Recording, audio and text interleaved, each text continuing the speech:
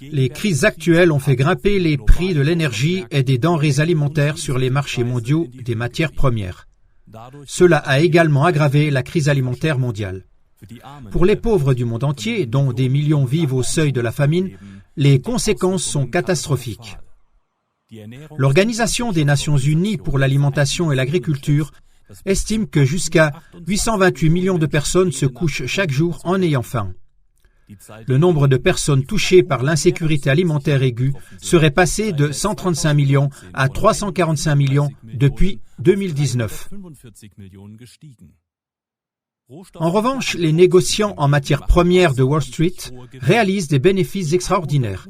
Cette année, les 100 banques les plus importantes du monde en termes de chiffre d'affaires sont en passe de battre tous les records de bénéfices liés aux négoces de matières premières.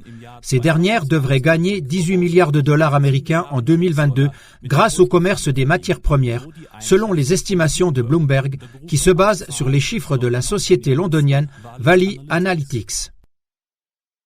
Ce serait la valeur la plus élevée dans les données des 14 dernières années et dépasserait le précédent record de 2009.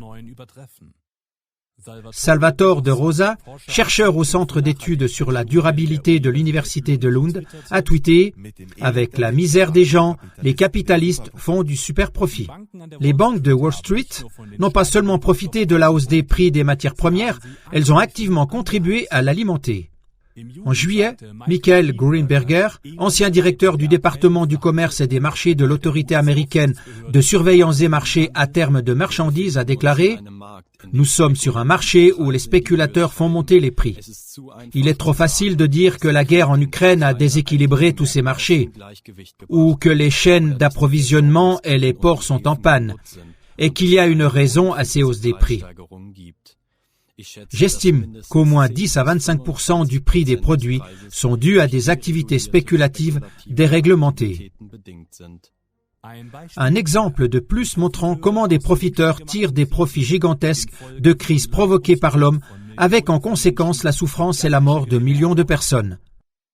Par conséquent, ne devrait-on pas imposer d'urgence une interdiction mondiale des profits de crise ?